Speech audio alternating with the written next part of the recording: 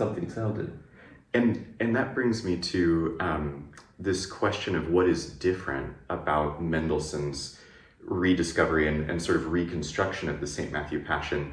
This is one of the first examples we have of seeing somebody interact with Bach's manuscripts and trying to make musical decisions about perhaps what Bach intended, or maybe more what audiences of the time were going to expect from the performance. There's an odd balance there of Mendelssohn as a musicologist, and then also Mendelssohn as being completely of his time. But I think he wasn't a musicologist. I think he didn't think of it as a reconstruction or addition. I think he was just simply performing it. Yeah. He looked at the music. There was no performance practice idea that we have today. It was just music, the great music of the past. There were no recordings. There might have been some descriptions, but no one had been thinking about Bach for 70 or 80 years. Yeah. So there was simply what was on the page. And you could see the music. That's what was attracting. It was the complexity and the harmonic structure and the richness of it. He could see that on the page. Knowing how many instruments Bach had, all the things we talk about, that's 20th, 21st century. Right. He just saw what was on the page and thought, how do I make this work? Yeah. And does that explain why some of the movements are cut? Does that explain why some of the da capo arias are shortened? Absolutely. Yeah. All of that. Okay. He looked at it and thought, this is too long. This is far too long. 2 hours is what something is plenty. Yeah. We can't do it. I can't sustain this for 2 hours. He looked through that. So the length, it just needed to be manageable. The part of the evangelist, again, this is a very Baroque style, very heightened, with this very high tenor. And the length of it, of course, the Gospel of Matthew includes a lot of commentary. Matthew, as a Gospeler, always referring back to why this image of Jesus relates to the prophets. Yes. And although Mendelssohn is a very good Jewish boy, come from that tradition, understands this, he just wants the story. Let's get to the story. Which also means that you could cut some arias, which are going slow. So he cuts part of the storytelling, the evangelist part, to keep the story going, and some arias and a couple chorales. Not choruses, but because the choruses are the turba, as part of the action. Yeah. So that's kept intact. And one of the things that's really exciting about working on this project is that Mendelssohn's cuts have transformed this into a much more choral experience by taking out 6 arias and by shortening, da capos and removing a little bit of the evangelist. The choir is in the action so much of the time, a much higher percentage. And yes, that's a very good point, actually. Yeah. It really, and it feels that way when you hear it. Yeah, well, it makes it that much more engaging for our singers and for me as a conductor to study it, to think about the pacing. I feel like I'm getting to do something new. I'm quite familiar with the St. Matthew Passion, having sung it a large number of times, but now to approach it my first time as a conductor, being able to do it with this heightened sense of choral drama is really exciting to me. The important thing about this choir doing it, because I haven't really answered that question yet, when I looked at this, thought, because often when we talk about Bach, how did he normally perform, and we talk about Bach as chamber music, basically. When I look at this and think about Mendelssohn's performances, they're not satisfactory. They're each time it's trying to do something. And again, this is music that hasn't been heard, and because he doesn't understand Bach's performance practice, you're struggling against it by having the large choir or the later orchestra and so forth. And I look at it by thinking, but then you look into the detail. Now, the interesting part of the detail is actually not in the choruses and the vocal part. Well, I back up on that. For the evangelist, what interesting thing Mendelssohn did was to rewrite some of the highest parts of the evangelist part, that sort of ecstatic part, to make it much more matter of fact, Yeah. which is kind of shocking. And I've been talking to our evangelists and say, well, you might want to try some of this, but probably you want to show us your tessitura in other places. It's up to you what you want to do, but it's quite interesting to see Mendelssohn at work there. But the other main thing that he did was with the orchestra, and that's why we call it a version or an addition. But it was really just playing this music in the way that a 19th century would play. So the main things were that extinct instruments like the oboes, the d'amore, the caccia, are replaced. Yeah.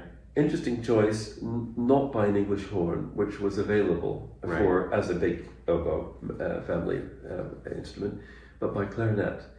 And the clarinets, the writing, the way that the Bach's writing works, or calculated by Mendelssohn, works beautifully. And it makes it sound distinctly 19th century when you hear these clarinets.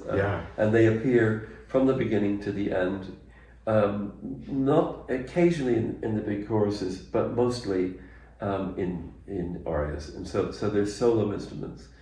Clarinets love it because they never get to play Bach. Yeah. And they're solo, totally exposed. You're not hidden in a wind quintet. It's just two clarinets and strings or whatever it is. So you've got that. But the other main thing makes it sound like Mendelssohn is the change of the way the strings play, which is that the Bach original, the slurring, the grouping of the notes, is done for Baroque bow that's about like that, and very thin hair on it and held in a different way. Yeah. So Baroque bow is very subtle and can make very interesting tiny nuances of gesture. But by 1830, the modern bow, the tart bow, which is much lower, longer and wider and balanced in a different way, you traded off those little Baroque nuances for big sweeping gestures. So when you look at this material, you see in the opening movement, for example, where these groups of three, bum, ba, bum, ba, ba, so suddenly the groups of three are in six, and you smell Debussy down the road. You feel in the orchestra these big gestures that the orchestra can do. It's subtle, but it's cumulative. It keeps adding up. That it's a romantic orchestra playing this. And I can say from my own experiences, again, having sung St. Matthew relatively few per part and working with period instruments, that rehearsing the Bach choir, we're 95 strong right now. And our ability to make a sort of intense and thick drama out of it, we still have nuance, but to really ratchet up the intensity because of our ability to carry long lines with 95 singers. It's a really beautiful change. I know we'll talk with Joshua Rifkin about this very soon, but it's not that one performance style is superior to another. They're just very different things, and they offer different insights into this music. I think it's the genius of Bach that you can take these ideas, which are so... Every bar of Bach, I mean, I've also done a big new edition of Messiah and got into Handel, which is such a different animal. Yes. But every bar of Bach, this is the fascinating thing, it's the way it's constructed, the way it's put together, the molecular structure of how the atoms, the electrons on the outer shell, the way they connect with, all those kind of chemistry things, you're always aware of happening. But the versatility that you could change the way something is slurred, the way it's elucidated, that's the genius of it. And what I find in the Mendelssohn, so this 1841 performance, just in Mendelssohnian timeline, so you've had a Paulus St. Paul, which was earlier more in a Bach style, that's trying to do a big cantata thing. But Elijah is just down the road, 1847, so it's only, half dozen years down the road, and we're into this road. So that explains in his mind, he's not interested in being Baroque. So are there these literal ABA repetitions? Don't do it.